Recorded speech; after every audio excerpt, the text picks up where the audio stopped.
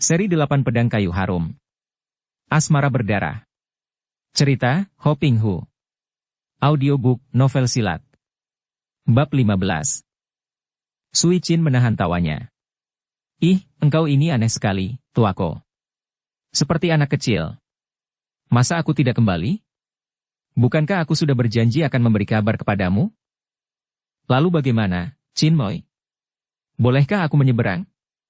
Apakah engkau datang ini untuk mengabarkan bahwa aku boleh menghadap orang tuamu? Wajah yang cantik manis itu berubah muram dan dia menggelengkan kepala. Ah, orang tuamu menolak kunjunganku? Sui Chin merasa riku dan serba salah. Ia adalah seorang gadis yang semenjak kecil biasa bersikap terbuka dan jujur. Akan tetapi kini dia merasa serba salah untuk mengaku bahwa ayah ibunya tidak suka kepada Qin Lingpai, dan bukan hanya keberatan menerima putra ketua Qin Lingpai datang berkunjung, bahkan tidak suka jika dia bergaul dengan pemuda itu. Maafkan, tuako. Pada saat ini ayah dan ibu tidak suka menerima tamu, jadi lebih baik lain kali saja kalau engkau ingin berkenalan dengan mereka. Ah, sayang sekali. Pemuda itu kelihatan kecewa bukan main. Sebenarnya dia ingin sekali berkenalan dengan orang tua gadis ini, pendekar sadis yang namanya sudah dia dengar sejak kecil itu. Bukan hanya sekedar berkenalan biasa, akan tetapi dia sudah yakin akan cintanya terhadap Sui Chin dan pada suatu hari dia tentu akan datang bersama orang tuanya untuk meminang gadis itu. Maka alangkah baiknya kalau sebelumnya dia sudah berkenalan dengan orang tua Sui Chin. Melihat betapa Hui Song nampak kecewa bukan main, Sui Chin merasa kasihan dan cepat dia berkata. Bagaimanapun juga, aku sendiri tidak akan kembali ke sana, tuako. Tentu saja perkataan ini mengherankan hati Hui Song. Apa? Apa maksudmu? Engkau tidak akan pulang. Akan tetapi ketika dia meloncat ke daratan dan menarik perahunya, tiba-tiba saja muncul sesosok bayangan hitam yang menghampirinya. Sui Chin menggeleng. Tidak, aku akan pergi merantau lagi. Hui Song mengerutkan alisnya. Mengapa begitu, Chin Moi? Bukankah engkau baru saja pulang dari perantauan? Baru 2 hari pulang, masa hendak pergi lagi? Tentu orang tuamu akan melarangmu.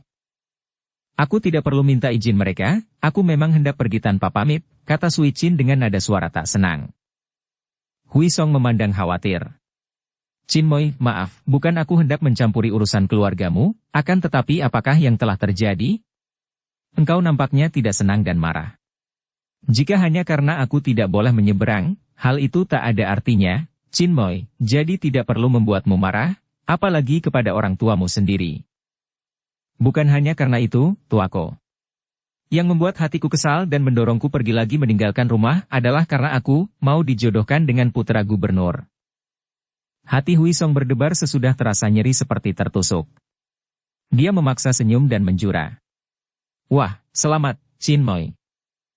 Selamat hidungmu itu. Sui Chin membentak jengkel. Engkau malah hendak menambah kejengkelan hatiku? Aku tidak sudi. Aku tidak sudi menjadi istri bangsawan ceriwis itu.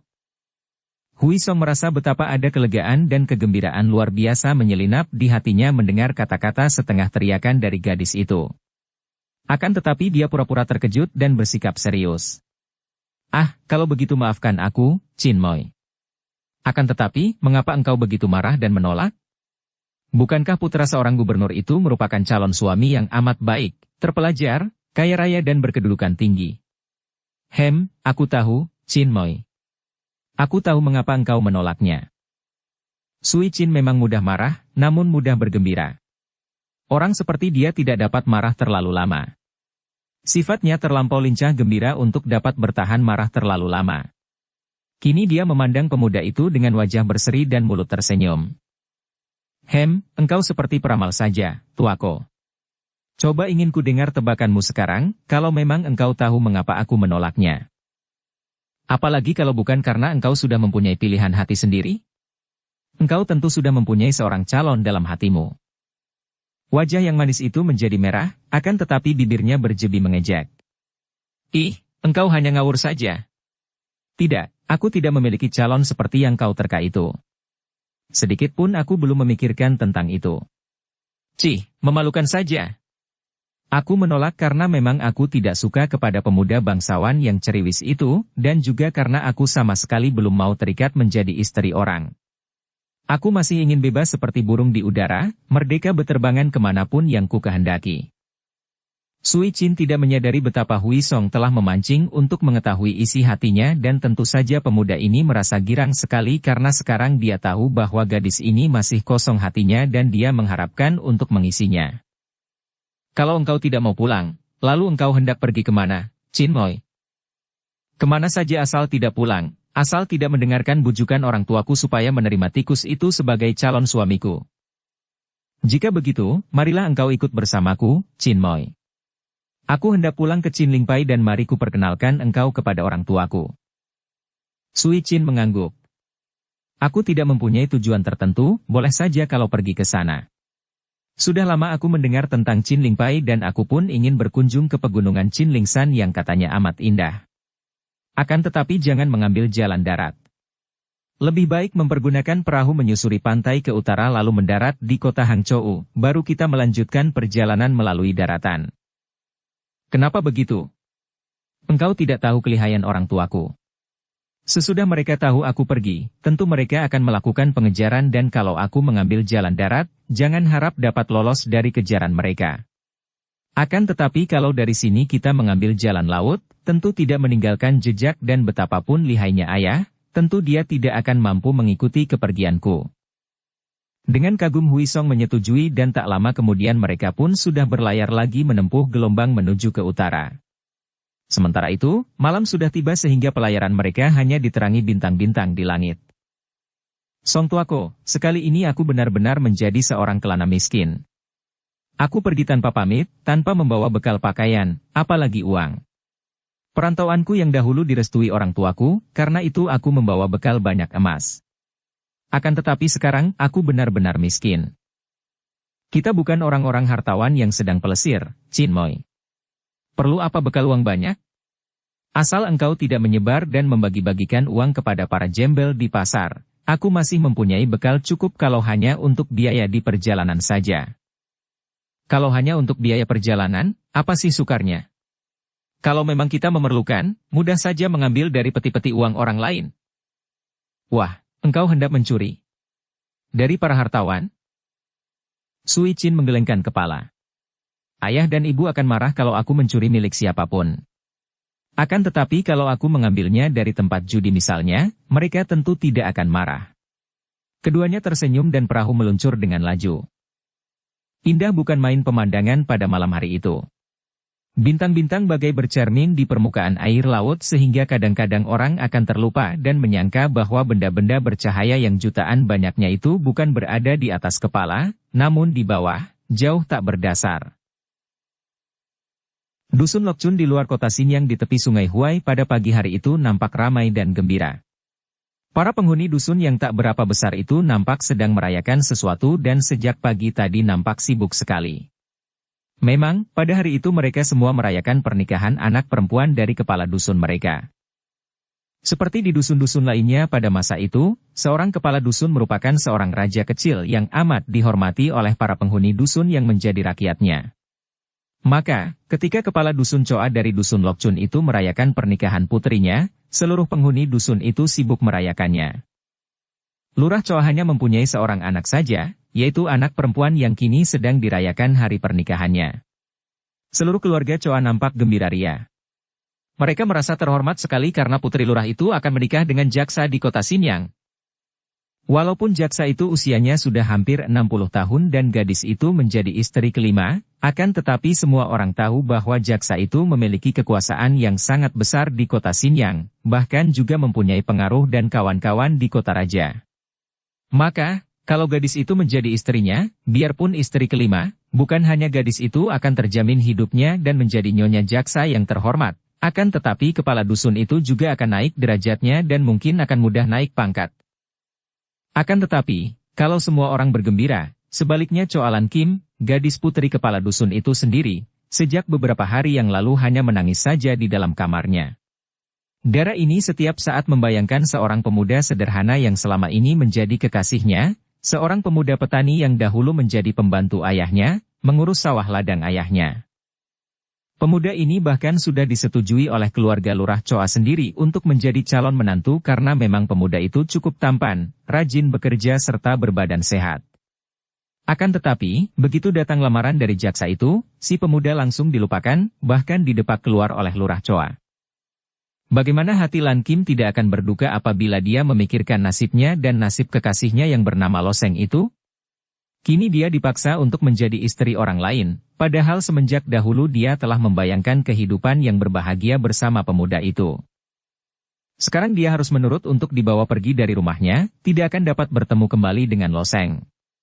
Yang membuat dia amat berduka adalah karena dia mendengar bahwa selain dipecat, juga Lo Seng dipukuli karena hendak menentang pernikahannya dengan jaksa itu.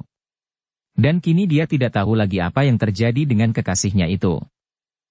Pagi hari itu, selagi semua penghuni dusun sibuk membantu keluarga Lurah Choa, Lan Kim menangis dalam kamarnya, tak mau mendengarkan bujukan-bujukan dan hiburan-hiburan ibunya serta beberapa orang wanita yang bertugas menemaninya. Sudahlah, Lan Kim. Kenapa engkau menangis terus? Nasibmu baik sekali, engkau akan menjadi nyonya jaksa yang dihormati orang banyak, bergelimang kemewahan, mengapa menangis? Nanti matamu akan bengkak-bengkak dan amat memalukan kalau pengantin matanya bengkak-bengkak. Pula, sebentar lagi engkau harus mulai dirias dengan pakaian pengantin dan nanti menjelang sore engkau akan dijemput lalu dibawa ke kota Xinyang. Demikian antara lain ibunya membujuk. Ibu, aku tidak suka, aku tidak mau. Ah, engkau memang keras kepala, Lan Kim. Apakah engkau ingin ayahmu marah? Aku tahu, engkau menolak hanya karena di sana ada Lo Seng, bukan? Ibu, bagaimana dengan dia? Ibu, kasihan dia. Sikapmu ini sama sekali tak akan menolongnya, bahkan akan mencelakakan Lo Seng karena engkau tetap bersikap keras seperti ini. Kau tahu, kalau ayahmu mengetahui bahwa engkau menolak karena Lo Seng, banyak kemungkinan Lo Seng akan dijebloskan ke dalam penjara atau dibunuh. Ibu. Karena itu, engkau menurut saja. Dan kalau engkau sudah menjadi istri jaksa, aku akan membujuk ayahmu supaya Lo Seng dipekerjakan lagi. Bukankah dengan demikian berarti engkau menolong dan menyelamatkannya? Demikian sang ibu membujuk puterinya yang kini hanya terisak perlahan. Ambil pakaian pengantin itu, akan kucobakan dahulu, kalau ada yang kurang pas masih ada waktu untuk dibetulkan. Sambung Nyonya Choa. Akan tetapi terdengar jeritan kaget, dan tukang rias itu kini datang membawa sebuah peti dengan mata terbelalak dan muka pucat. Nyonya, celaka, pakaiannya hilang. Wanita itu terkejut bukan main dan bangkit sambil membelalakan matanya. Apa? Hilang bagaimana maksudmu? Hilang, Nyonya. Peti tempat pakaian pengantin ini kosong. Keadaan menjadi geger. Pada waktu Lurah Choa diberitahu, dia marah-marah dan segera mengerahkan semua orangnya untuk mencari siapa pencuri pakaian pengantin itu. Tetapi istrinya lebih cerdik. Dia cepat-cepat memanggil tukang jahit untuk secara kilat membuat pakaian pengantin baru, walaupun pakaian yang dibuat tergesa-gesa ini tentu saja tidak akan seindah pakaian pengantin yang hilang. Ketika keadaan menjadi kacau dan tidak seorang pun memperhatikan pengantin wanita, mendadak terjadi keributan lain yang lebih menggegerkan lagi. Tiba-tiba saja, seperti juga hilangnya pakaian pengantin tadi, kini Choa Lan Kim juga lenyap begitu saja dari dalam kamarnya.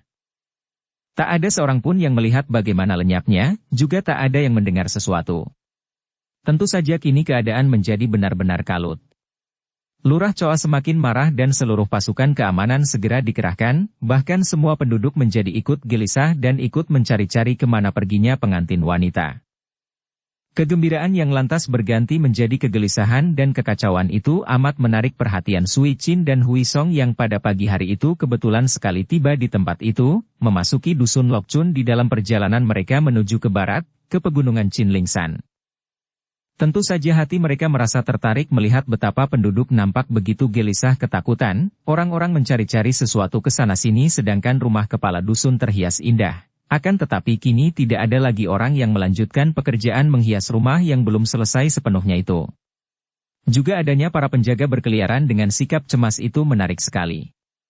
Rasa heran mereka bertambah ketika tiba-tiba saja ada belasan orang penjaga keamanan mengepung mereka dengan senjata tajam di tangan.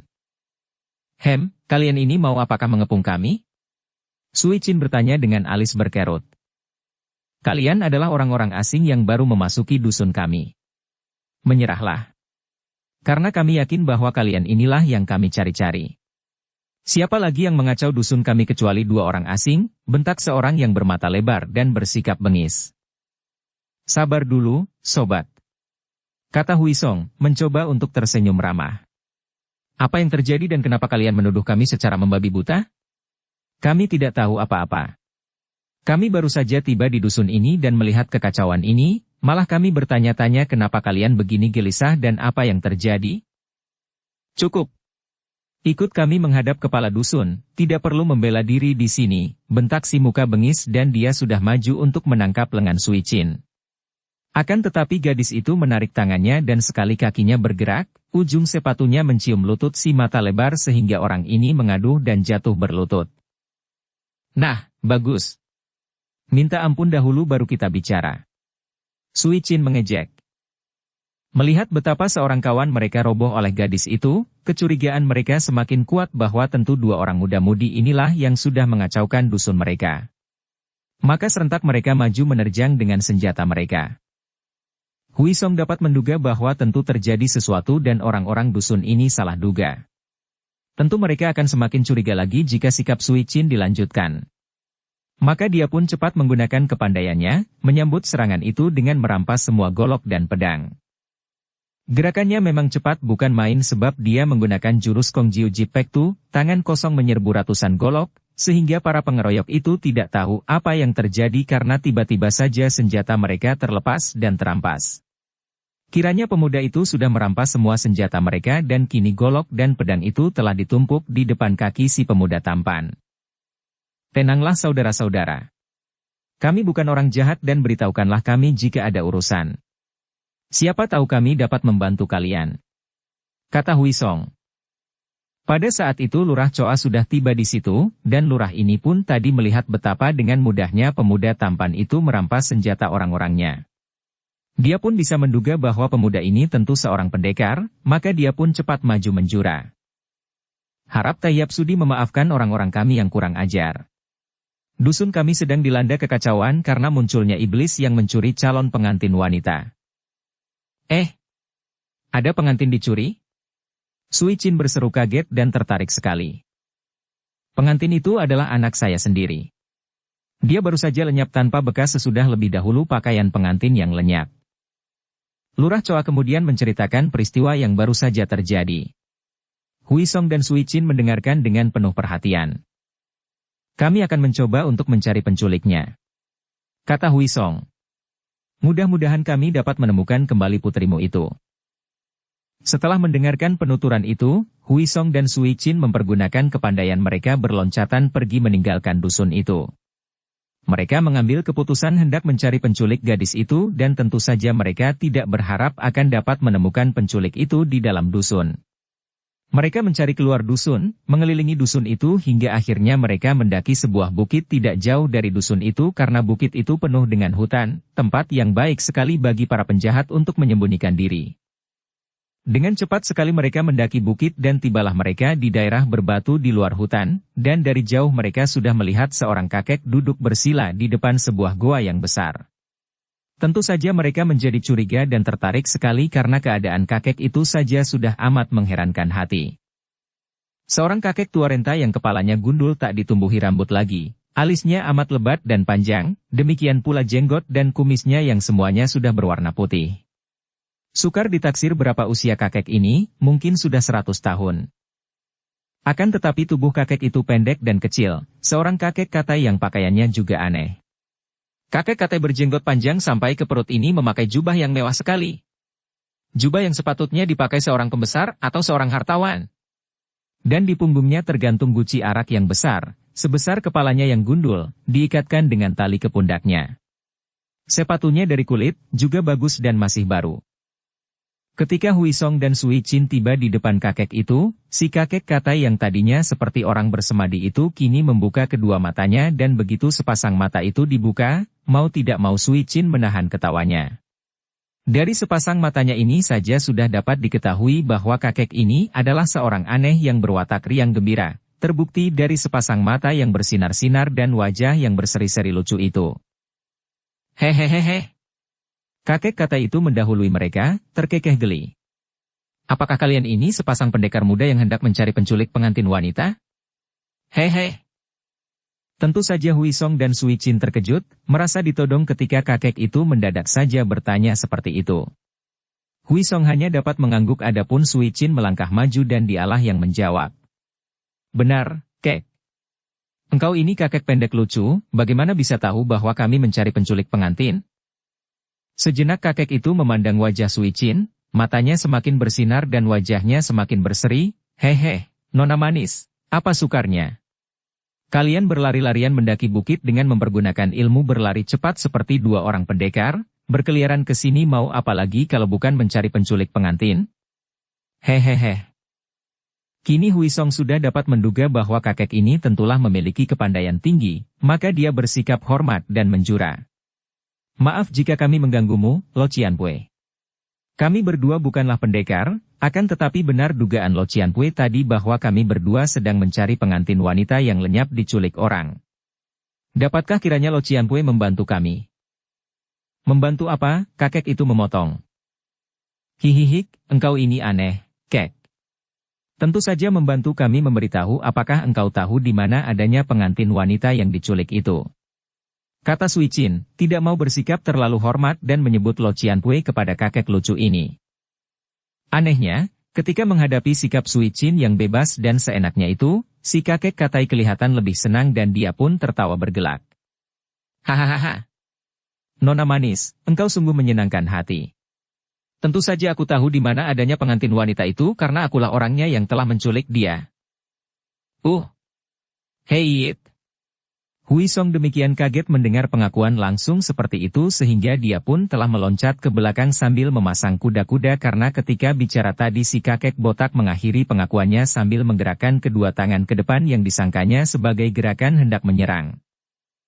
Melihat ini, kakek itu memandang kepada Huisong dengan mata terbelalak, lalu dia pun tertawa bergelak sambil menepuk-nepuk perut. Wahaha, orang muda, apakah engkau hendak menari monyet? Hahaha. Wajah Huisong menjadi merah karena malu. Dia sendiri adalah seorang pemuda jenaka dan periang, juga suka menggoda orang, akan tetapi sekali ini dia bertemu batunya dan sebaliknya malah digoda dan menjadi bahan ejekan orang.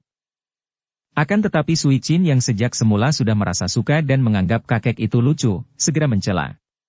Wah, siapa yang percaya omonganmu, kek? Engkau tentu hanya membual saja. Mana bisa orang tua renta lemah sepertimu ini mampu melarikan seorang gadis pengantin? Dan pula, untuk apa bagimu? Engkau membual dan aku tidak percaya kentut itu. Kakek itu bangkit berdiri dan begitu melihat betapa kakek itu tingginya hanya sampai ke dadanya, Sui Chin merasa semakin geli. Wah, kau ini anak kecil beruban ataukah kakek bertubuh kecil? Ia menggoda. Kentut? Siapa yang kentut? Yang bertelur itulah yang berkotek, dan tentu engkau yang kentut, bukan aku, karena mana mungkin aku menjadi ayam biang? Aku jantan, sedang engkau betina, maka engkaulah yang menjadi ayam biang dan engkau pula yang kentut berbau busuk. Mendengar omongan yang tidak karuan dan ugal-ugalan itu, Sui Chin lantas terkekeh dan terpingkal-pingkal, membuat kakek itu semakin penasaran lagi. Nona, berani engkau mentertawakan aku dan mengira aku membual, ya? Nah, lihat sendiri, itulah mempelai wanita yang sudah kuculik dari rumah Lurah Choa. Hei, anak-anak, keluarlah dan perlihatkan diri kalian kepada nona tukang kentut dan penari monyet ini. Sui Chin dan Huisong memandang ke dalam goa dan mereka pun terbelalak heran ketika melihat munculnya seorang dara manis yang bergandeng tangan dengan seorang pemuda yang bajunya robek-robek dan kulit tubuhnya juga menunjukkan bekas-bekas cambukan. Sui Chin yang tadinya menyangka kakek itu membual, kini memandang penuh perhatian. Inikah mempelai wanita yang dikabarkan hilang diculik orang itu? Dan kakek ini adalah penculiknya. Lalu siapa pemuda yang kelihatan jujur, seperti kebanyakan pemuda dusun atau petani itu?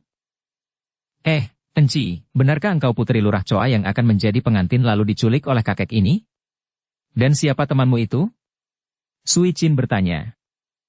Gadis itu memang benar Choalan Kim adanya, dan pemuda itu adalah kekasihnya yang bernama Lo Seng.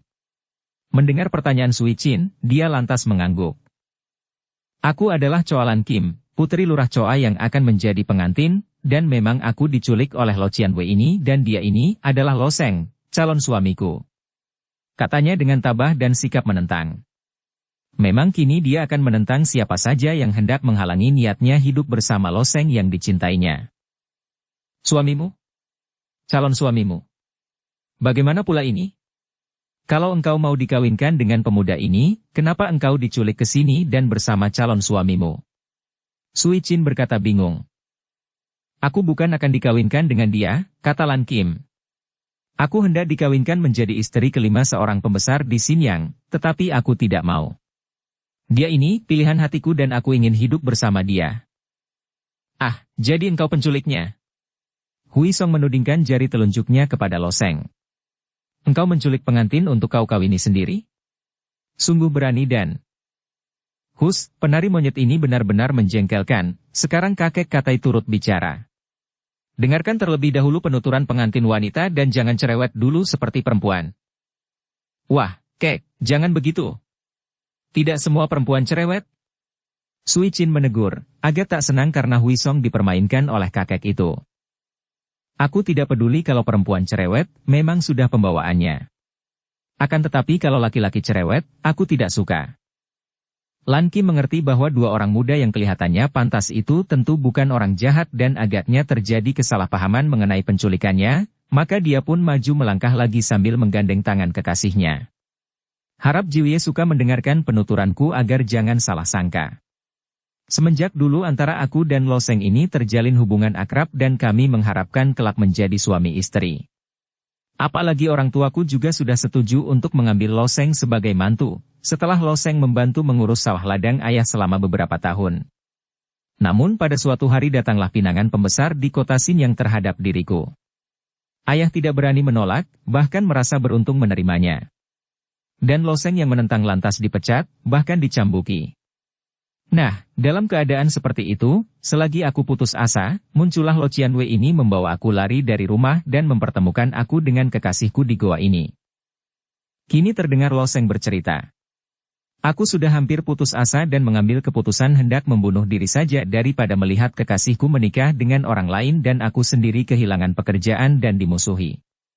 Tapi muncul Lo Qianwei ini menyelamatkan aku dan sesudah aku bercerita tentang keadaanku, Lo Qianwei ini lalu membawaku ke sini, menyuruh aku menunggu di dalam goa ini dan tidak lama kemudian dia sudah kembali membawa Lan Kim. Kini kami berdua sepakat untuk hidup bersama atau mati berdua. Harap Jiwie dapat mengerti keadaan kami dan tidak memaksa kami untuk kembali. Hui Song dan Sui Qin saling pandang dan hati mereka merasa terharu. Ternyata kakek kata itu sama sekali bukan orang jahat, melainkan seorang penolong budiman. Ah, ternyata engkau benar-benar seorang yang baik, kakek tua. Kata Sui Qin gembira dan Hui Song segera menjura. Harap Lo Qianwei maafkan kalau tadi kami telah menyangka buruk. Hehehe, orang-orang muda baru mempunyai kepandaian sedikit saja sudah takabur dan ingin berlaga seperti pendekar-pendekar jagoan. Orang-orang muda, andai kata aku benar-benar menculik gadis itu untukku sendiri, dengan niat busuk, habis apa yang akan kalian lakukan? Tentu saja akan menentangnya, kata Hui Song. Kau akan kugempur dan gadis itu kurampas untuk kukembalikan kepada orang tuanya, kek. Sambung Sui Qin. Bagus, kalau begitu kalian majulah, hendak kulihat sampai di mana kelihayan kalian. Tapi Lo Qianwei tidak berniat buruk dan tidak bersalah. Hui Song membantah. Andai kata aku penjahat, apakah engkau juga masih ragu-ragu? Nah, majulah dan anggap saja aku penculik gadis. Ingin kulihat sampai di mana kelihayan kalian. Atau, aku sebagai penjahat mendahului kalian karena tak ingin diganggu. Setelah berkata demikian, tiba-tiba saja kakek itu melangkah maju dan begitu tangannya bergerak, tangan itu sudah menampar ke arah dada Hui Song. Hei! Hui Song segera mengelak dengan mundur selangkah, akan tetapi tamparan yang luput itu sudah disambung dengan totokan ke arah pundak. Gerakan kakek itu cepat sekali sehingga mengejutkan hati Hui Song yang kini mempergunakan tangan menangkis totokan. Duh! Tubuh Hui Song terhuyung ke belakang. Pemuda ini terkejut bukan main karena tadi dia hanya mempergunakan sebagian sinkangnya, khawatir akan melukai kakek tua renta itu, akan tetapi akibatnya, dia terhuyung-huyung dan lengannya tergetar hebat. Kiranya kakek ini memiliki sinkang yang hebat. Akan tetapi, sambil terkekeh-kekeh kakek itu sudah menyerangnya lagi dan gerakannya cepat bukan main. Tubuh yang kecil itu berkelebat seperti terbang saja dan tahu-tahu dia sudah mencengkeram ke arah pundak Hui Song. Lihat seranganku! Mendadak terdengar Sui Chin membentak dari samping dan dia sudah menggerakkan tangan kirinya menotok ke arah iga bawah ketiak dari lengan kakek yang mencengkeram itu. Totokan ini amat hebat dan cepat datangnya, membuat kakek itu terpaksa membatalkan cengkeramannya pada pundak Hui Song, lalu menekuk lengan untuk menangkis sekalian menangkap pergelangan tangan gadis itu. Namun Sui Chin sudah menarik pulang tangan kirinya dan sekarang tangan kanannya menampar dan dari telapak tangan itu keluarlah uap putih tipis. Itulah Pek In Chiang, tangan awan putih, sebuah ilmu pukulan yang amat ampuh, satu di antara ilmu-ilmu ampuh yang pernah diajarkan pendekar sadis kepada puteri tunggalnya itu. Kakek itu terkejut sekali menyaksikan ilmu pukulan yang hebat ini dan begitu dia berkelebat, Sui Chin menjadi bengong karena orang yang baru diserangnya tiba-tiba saja lenyap dan tahu-tahu sudah berada di belakang tubuhnya, dan sambil terkekeh kakek itu kini menotok ke arah tengkuknya. Sui Chin merasa adanya angin menyambar ini, maka dia pun mempergunakan ginkang-nya lantas tubuhnya mencelat ke depan untuk mengelak. Akan tetapi, pada saat itu pula Hui Song yang sudah tahu betapa lihainya kakek itu, telah menerjang ke depan tepat pada saat Sui Chin diserang sehingga andai kata Sui Chin tidak menggunakan kecepatan gerakannya untuk mengelak sekalipun, maka serangan kakek itu akan dapat digagalkannya karena kini Hui Song juga tak sungkan-sungkan lagi. Begitu menyerang, pemuda ini sudah mempergunakan jurus Taikek Sin Kun dan mengerahkan tenaga sakti Tiante Sin Kang. Kembali kakek itu terkejut. Agaknya dia pun tidak menyangka bahwa dua orang muda itu benar-benar merupakan dua orang muda yang berilmu tinggi, dua orang pendekar muda tulen. Apalagi ketika dia melihat betapa ilmu-ilmu yang dipergunakan dua orang muda ini bukanlah ilmu-ilmu silat biasa saja, melainkan ilmu-ilmu yang amat tinggi mutunya. Nanti dulu, tahan dulu. Tiba-tiba saja kakek itu berhenti dan tahu-tahu tubuhnya sudah mencelat ke belakang menjauhi dua orang muda itu. Kek, kami belum kalah, kenapa berhenti? Sui Chin yang sudah merasa gembira dengan pertandingan itu, mencela. Bagaimanapun juga, di dalam hatinya gadis ini merasa benar bahwa kakek itu bukanlah orang jahat dan pertandingan itu hanya merupakan pengujian kepandaian saja. Ia bahkan merasa suka kepada kakek itu yang memiliki wajah jenaka dan selalu gembira. Hehehe, aku pun belum kalah. Aku hanya minta berhenti sebentar untuk berbicara. Agaknya kalian berdua memiliki sedikit ilmu silat, maka pantas saja kalian begitu takabur hendak berperan sebagai pendekar-pendekar. Sekarang begini.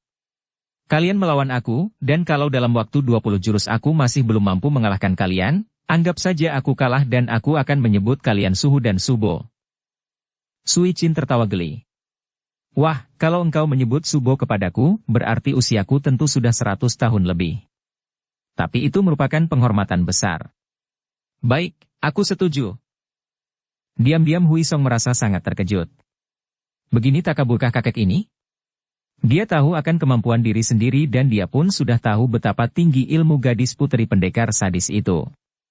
Menandingi mereka satu lawan satu saja jarang dapat ditemukan orangnya, dan kakek ini menantang mereka berdua maju mengeroyok dan bertaruh dapat mengalahkan mereka dalam waktu 20 jurus. Tentu saja hatinya merasa penasaran karena dia merasa dipandang rendah. Baik, Lo Cianpue, kami setuju. Akan tetapi bagaimana kalau ternyata kami berdua yang kalah dalam 20 jurus itu? Hahaha, orang muda yang berhati-hati, tentu engkau telah menduga buruk lagi padaku, ya? Dengarlah, kalau aku kalah, aku akan menyebut kalian Suhu dan Subo, namun kalau sebelum 20 jurus kalian yang kalah, maka kalian harus membantuku menolong pengantin ini. Menolong dengan cara bagaimana? Tanya Sui Chin. Kita harus menggagalkan pernikahan itu dan juga menghajar pembesar mata keranjang itu agar kapok. Akan tetapi, kalian harus menurut semua rencana siasat yang kuatur dan sama sekali tidak boleh menolak. Tentu saja Sui Chin dan Hui Song menyetujui karena apa salahnya kalau hanya itu saja taruhannya. Tanpa bertaruh sekalipun, bukankah mereka berdua sekarang juga sedang berusaha menolong pengantin wanita yang tadinya mereka cari karena menyangka diculik penjahat? Baik, kami berjanji. Kata mereka dengan gembira. Nah, bersiaplah. Jurus pertama, kakek itu berseru, lalu tubuhnya bergerak secara aneh, Tahu-tahu dalam satu jurus saja dia sudah menendang ke arah lutut Huisong dan tangan kirinya menyambar ke arah pundak Sui Chin. Gerakannya selain aneh dan kuat, juga cepat sekali, mendatangkan angin bersuitan sehingga mengejutkan dua orang muda yang cepat menghindarkan diri. Huisong adalah seorang pemuda cerdik. Dia maklum bahwa kakek ini memang lihainya bukan main, akan tetapi kalau dalam waktu 20 jurus saja, mana mungkin sanggup mengalahkan dia dan Sui Chin, apalagi kalau mereka berdua mengerahkan seluruh daya hanya untuk melindungi diri? Jika mereka membagi perhatian untuk menyerang, mungkin mereka akan terlengah sehingga dapat dikalahkan. Chinmoy, pergunakanlah daya tahan Taikek Sin Kun.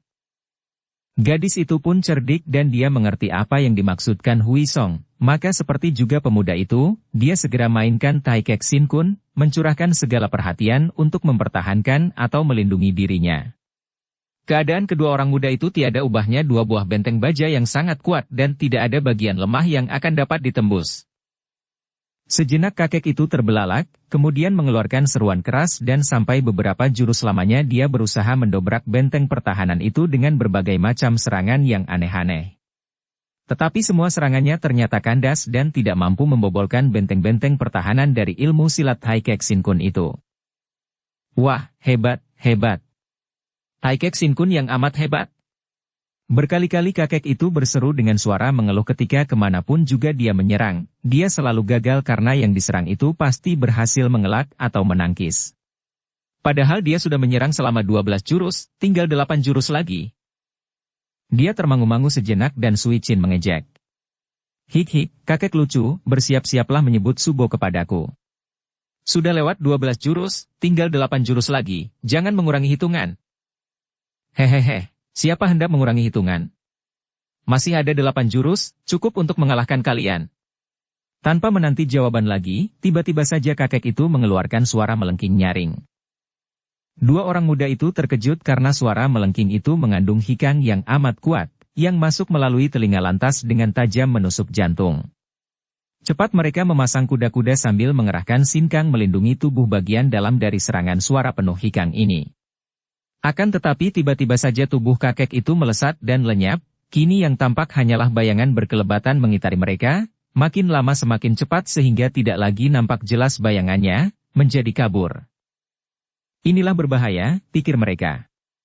Tanpa dapat mengikuti gerak-gerik kakek itu yang ternyata mempergunakan ginkang yang sukar dipercaya apabila tidak melihat sendiri, begitu cepat seperti terbang, bahkan seperti menghilang saja, tentu mereka tidak akan percaya kalau ada ginkang sehebat itu. Maka mereka pun bersikap waspada, tak berani berkedip karena sekali berkedip cukuplah bagi kakek itu untuk memasukkan serangannya dengan tepat. Benar saja. 2 kali kakek itu menerjang sambil berputar, akan tetapi karena dua orang muda itu sudah bersiap-siap dengan kuda-kuda yang sangat kuat, mereka berdua mampu menangkis. Kakek itu agaknya merasa penasaran, lantas menyerang lagi sampai 4 jurus. Akan tetapi semua serangannya gagal. Dukung channel Novel Silat dengan subscribe, follow, like, komen dan share. Hihik, tinggal 2 jurus lagi dan engkau menyebutku subo. Sui Chin tak dapat menahan kegembiraan hatinya mengejek. Tiba-tiba bayangan yang berputaran itu mengeluarkan uap putih lalu terciumlah bau arak wangi. Kiranya sambil berputaran semakin cepat tadi kakek itu sudah menyerang dengan menggunakan semburan arak yang agaknya diminumnya sambil berlari berputar-putar itu. Sui Chin dan Huisong terkejut bukan kepalang.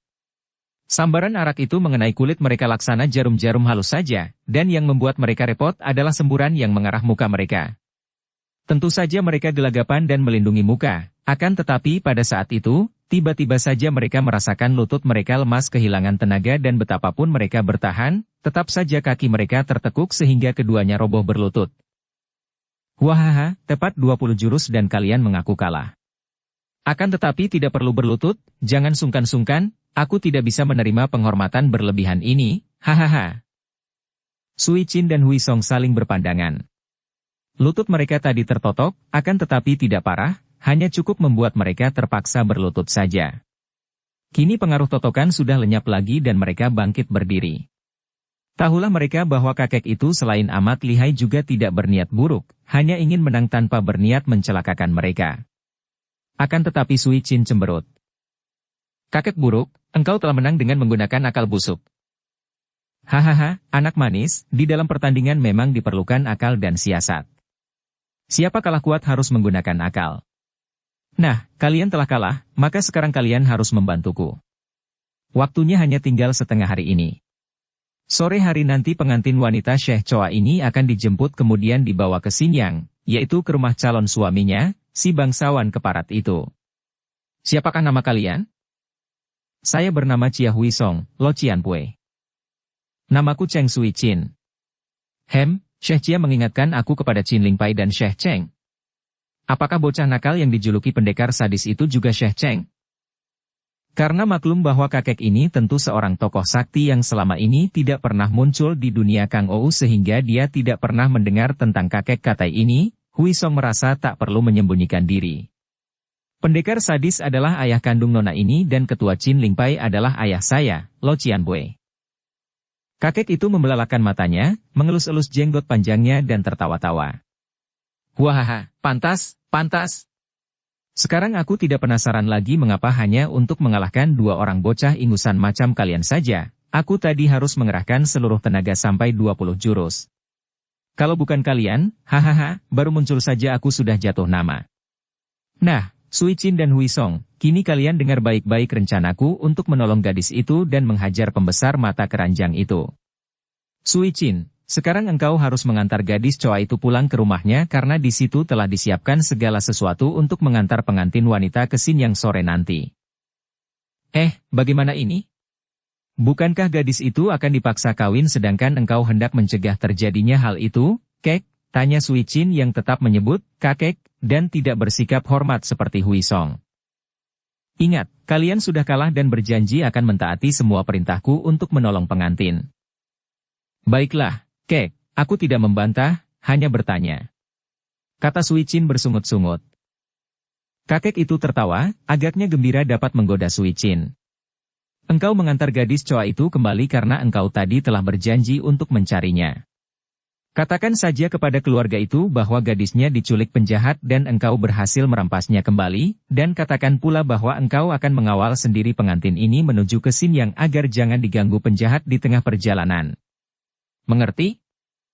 Wah, kakek buruk, agaknya engkau sengaja ingin mengejekku, ya? Sudah jelas bahwa aku gagal merampas kembali pengantin yang kau culik. Sui Chin mengomel. Dan apakah tugas saya, Lo Cianpue? Tanya Hui Song yang terbawa oleh percakapan itu. Sudahlah, Chin Moi, kita mentaati saja karena sudah kalah. Lagi pula kita pun tahu bahwa Lo Cianpue ini bukan orang jahat. Andai kata demikian, tentu kita tidak akan menurut begitu saja. Putra Chin Lingpai ini sukar mempercaya orang, dan selalu menyangka buruk. Untukmu aku sudah mempunyai tugas yang sangat tepat. Engkau akan kudandani, ingat, engkau harus taat kepadaku. Hei, orang muda, kau bawa ke sini pakaian pengantin itu, kata kakek itu kepada Lo Seng. Lo Seng mengambil sebuah bungkusan di sudut goa kemudian menyerahkannya kepada si kakek yang segera membuka bungkusan dan keluarlah seperangkat pakaian pengantin berikut penghias rambut dan sebagainya, milik nona pengantin Choa yang disangka lenyap dicuri orang itu. Melihat ini, Hui Song terbelalak dan mukanya berubah merah. Lo Cianpue, apa maksudmu? Akan tetapi kakek itu telah menghampirinya, membentang pakaian pengantin wanita yang lebar dan berwarna indah dengan hiasan huruf-huruf yang berbunyi, bahagia, itu. Engkau harus mentaati perintahku, menjalankan siasatku. Lekas pakai pakaian ini. Engkau harus menyamar sebagai pengantin wanita, menggantikannya kelak untuk diboyong ke rumah pejabat itu. Wah! Ini. Hui Song tergagap dan bingung. Hik. Tuako, kita sudah kalah dan berjanji mentaatinya. Engkau juga harus mentaati perintahnya. Sui Chin tertawa-tawa gembira dan geli ketika kakek itu memaksa Hui Song memakai jubah pengantin di luar pakaiannya sendiri. Karena pakaian pengantin itu memang besar kedodoran dan tubuhnya pun sedang saja, maka pakaian itu dapat juga menutupi tubuhnya dan tentu saja kelihatan lucu. Apalagi sesudah kakek itu memaksanya memakai rangkaian bunga di kepalanya. Sui Chin melihat ini sambil tertawa-tawa geli, sampai memegangi perutnya saking gelinya. Apalagi melihat betapa Hui Song menjadi bengong dan melongo saja dengan muka yang ketololan, dia pun menjadi semakin geli. Wajahmu cukup tampan, akan tetapi kurang halus untuk menjadi wajah pengantin wanita yang halus putih. Kakek itu berkata, lantas mengeluarkan bedak dan menggunakan jari tangannya mengoleskan bedak di muka Hui Song yang terpaksa berdiri tak bergerak dan mendorong muka ke depan, hanya pasrah tanpa berani membantah. Sui Chin yang berdiri di belakangnya tertawa gembira. Wah, sulit amat. Membungkuklah, Hui Song, wah, alismu terlalu tebal, jadi harus dicukur bersih dan dibikin kecil. Kakek itu tertawa-tawa. Wah, jangan, Lo Chiam Wei. Hui Song berkata khawatir. Melihat ini, Sui Chin cepat turun tangan. Kakek nakal, biarkan aku saja yang mendandani Song tuaku, ditanggung akan kelihatan lebih cantik menarik daripada kalau engkau yang merusak mukanya. Sui Chin memang ahli dalam melakukan penyamaran dan sesudah dia turun tangan, maka wajah Hui Song memang kelihatan cantik, walaupun tentu saja alisnya masih terlalu tebal dan juga tubuhnya sangat kaku. Kakek itu lalu menjelaskan siasatnya. Gadis Choa akan diantar pulang oleh Sui Chin, dan selanjutnya mereka akan bergerak menukar pengantin lantas memberi hajaran kepada pembesar itu. Sementara itu pemuda Loseng diharuskan menanti di dalam goa. Maka berangkatlah mereka. Sui Chin mengantar gadis Choa pulang ke dusunnya. Choa Lan Kim tidak merasa takut ketika dibawa pulang ke dusun oleh Sui Chin, sebab gadis itu telah diberitahu bahwa para orang gagah itu akan menolongnya dan akan melepaskannya dari cengkeraman pembesar di Xinyang agar dia dapat hidup bersama Loseng. Lurah Choa dan orang-orangnya menyambut kedatangan mereka dengan gembira sekali. Dengan gayanya yang sangat menarik, Sui Chin menceritakan bahwa Lan Kim diculik oleh gerombolan penjahat yang berilmu tinggi, akan tetapi dia berhasil merampasnya kembali. Lanjutkanlah upacara pernikahan, dan aku sendiri yang akan mengawal Enci Lan Kim ke kota Xinyang agar dapat membasmi para penjahat yang hendak mencoba menghadang di tengah perjalanan. Tentu saja keluarga Choa menjadi gembira sekali dan Sui Chin disambut dan dijamu seperti seorang tamu agung yang sangat dihormati. Kepada Lurah Choa, Sui Chin memberitahukan bahwa sekarang kawannya masih menyelidik gerombolan itu, membayangi mereka ketika mereka melarikan diri. Lan Kim lalu didandani dan kini gadis itu tidak menolak lagi, tidak rewel sehingga ibunya merasa lega dan senang. Walaupun pakaian pengantin yang dikenakan nona pengantin itu dibuat tergesa-gesa dan tidak seindah pakaian pengantin yang hilang, namun Lan Kim nampak cantik dan anggun dalam pakaian pengantin. Setelah saatnya tiba maka muncullah jemputan dari Xinyang, utusan pengantin pria yang mengirim joli dan barang-barang hadiah. Pengantin pria sendiri tidak muncul. Bukankah dia seorang pejabat tinggi di Xinyang dan Lan Kim hanya menjadi istri kelima? Kedudukannya terlampau tinggi untuk merendahkan diri turun ke dusun menjemput sendiri calon istri kelimanya. Para utusannya saja sudah cukup membuat keluarga Choa merasa terhormat sekali. Apalagi para utusan itu datang membawa hadiah-hadiah yang luar biasa banyaknya bagi keluarga lurah itu. Setelah Lurah Choa menceritakan kepada para utusan bahwa di dusun itu baru saja terjadi gangguan dari gerombolan penjahat, dan bahwa Sui Chin adalah seorang pendekar wanita yang akan mengawal pengantin, para pesuruh dari kota itu pun merasa gembira. Siapa tidak akan gembira melakukan perjalanan dikawal seorang pendekar wanita secantik itu? Berangkatlah rombongan pengantin, diiringi suara musik dan petasan, juga suara tangisan ibu pengantin dan para keluarga wanita lainnya. Tangis para keluarga wanita mengantar pengantin ini sudah merupakan semacam kebiasaan dan tradisi yang tidak mungkin dapat ditinggalkan lagi. Sukar lagi membedakan mana tangis yang sungguh-sungguh dan mana tangis buatan, seperti juga ratap tangis yang terdengar pada peristiwa perkabungan. Memang menyedihkan kalau kita benar-benar mau membuka mata dengan waspada dan melihat betapa kepalsuan-kepalsuan semakin tebal menghiasi kehidupan kita. Tawa kita, tangis kita, kebanyakan merupakan perbuatan yang palsu dan pura-pura untuk menutupi atau menyembunyikan keadaan yang sesungguhnya dari batin kita. Dengan dalih demi sopan santun, demi tata susila dan lain sebagainya, banyak hati yang sedang berduka memaksa mulutnya supaya tersenyum atau sebaliknya, batin yang tidak sedang prihatin memaksa mata supaya menangis. Bahkan setiap hari kita selalu seperti terpaksa untuk berpura-pura, berpalsu-palsu, bersikap ataupun berbuat yang berlawanan dengan batin. Tidak adanya persamaan atau keserasian antara batin dan ucapan, antara batin, ucapan dan perbuatan, merupakan konflik-konflik yang setiap hari terjadi dalam diri kita. Semua itu bahkan seperti sudah menjadi suatu keharusan, suatu kebiasaan bagi kita. Dapat kita selidiki pada diri sendiri. Kalau kita berhadapan dengan orang lain, kalau kita bersikap manis, tersenyum, menangis, benarkah semuanya itu sesuai dengan suara hati kita? Ataukah hanya pura-pura saja, sekedar memenuhi syarat umum supaya dianggap sopan, beradab dan sebagainya? Mengapa harus begini? Tidak dapatkah kita bersikap wajar dan selalu ada keserasian antara batin, ucapan dan perbuatan? Rombongan pengantin itu hanya melewati sebuah hutan kecil karena jarak antara dusun Lokchun dan kota Sin yang juga tidak begitu jauh, hanya perjalanan kurang lebih 2 jam saja. Sebab itu para pengawal atau utusan Sutekoan, Jaksa Su, sama sekali tidak merasa khawatir, bahkan agak geli melihat betapa keluarga pengantin wanita sudah menyediakan seorang pendekar wanita untuk mengawal pengantin. Sudah bertahun-tahun tidak pernah terjadi pencegatan oleh perampok atau penjahat lain di hutan itu. Tadi pun ketika mereka berangkat ke dusun membawa barang-barang hadiah pengantin yang berharga, sama sekali tak terjadi gangguan. Lagi pula, siapa yang berani mengganggu rombongan pengantin Sutekoan? Mencari mati saja namanya. Ketika mereka tiba di dalam hutan, sore telah larut dan senja mendatang, membuat cuaca di dalam hutan itu menjadi remang-remang karena cahaya matahari yang sudah condong ke barat itu terhalang daun pohon-pohon. Ketika mereka sedang enak berjalan, tiba-tiba saja dari samping kiri terdengar teriakan yang amat nyaring, teriakan yang menggetarkan jantung dan menusuk telinga mereka. Berhenti dan serahkan nona pengantin.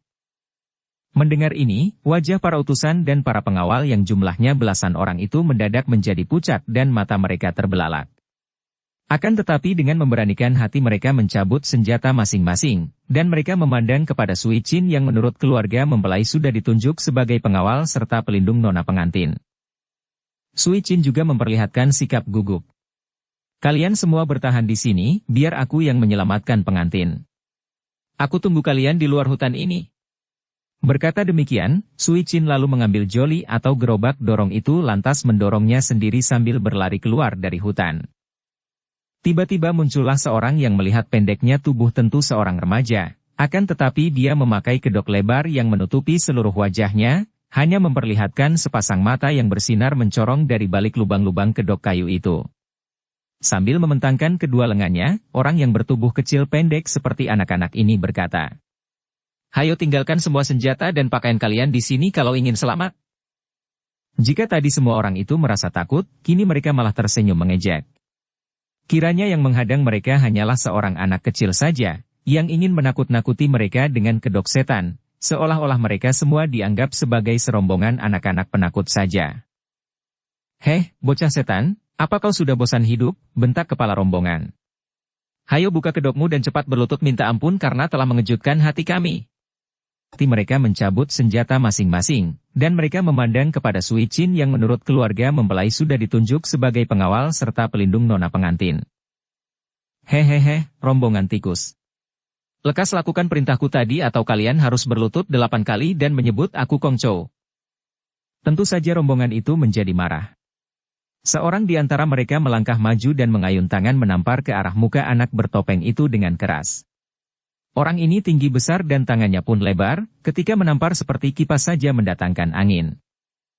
Plak! Sungguh aneh sekali.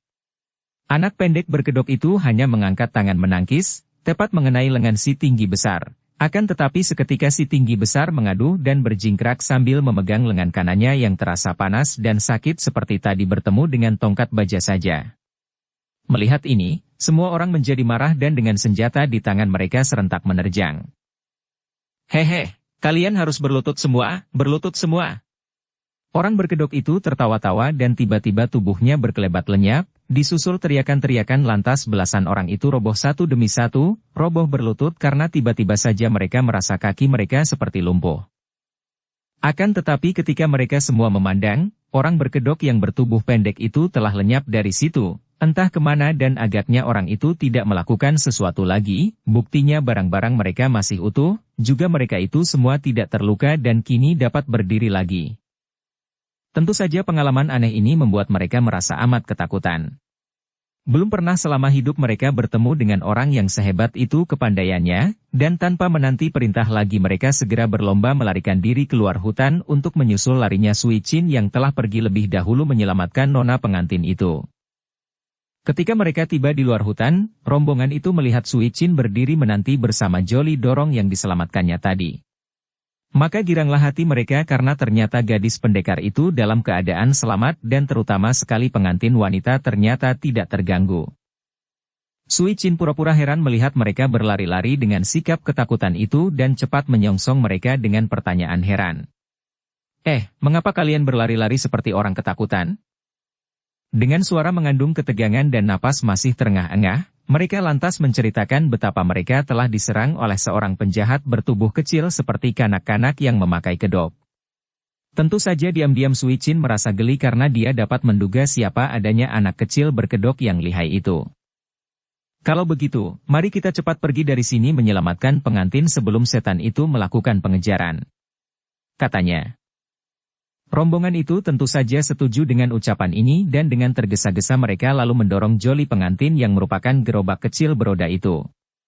Saking tegang hati mereka, para pendorong gerobak itu tak menyadari bahwa Joli atau gerobak yang mereka dorong itu jauh lebih berat daripada tadi. Ketika rombongan yang menjemput nona pengantin sampai di gedung Sutekoan, ternyata rumah itu tidak dirias dan penyambutan tidak semeriah upacara yang diadakan di rumah nona pengantin.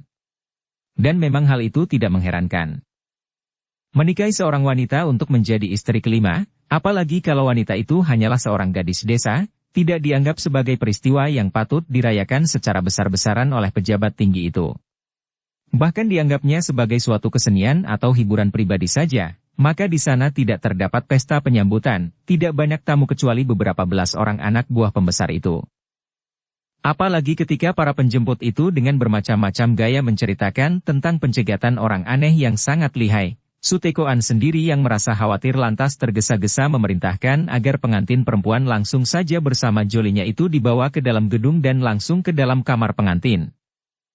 Hanya 4 orang yang memanggul Joli Dorong itu, dengan dikawal oleh Sui Chin. Ketika Sutekoan mendengar bahwa gadis cantik jelita yang turut bersama rombongan itu adalah seorang pengawal yang melindungi nona pengantin, tentu saja dia mengizinkan pengawal cantik ini ikut masuk pula. Hati pembesar bertubuh gendut yang mata keranjang itu segera tertarik kepada Sui Chin. Dia sudah pernah melihat Lan Kim dan kini dia melihat betapa wanita gagah itu jauh lebih cantik daripada gadis desa yang telah diangkatnya menjadi istri kelima, maka tentu saja matanya sudah melirak-lirik dan mulutnya tersenyum-senyum ceriwis. Apalagi ketika dia melihat betapa wanita perkasa yang cantik jelita itu bersikap manis dan selalu tersenyum kepadanya. Bersambung ke bab 16. Dukung kami dengan subscribe, follow, like, komen dan share. Terima kasih.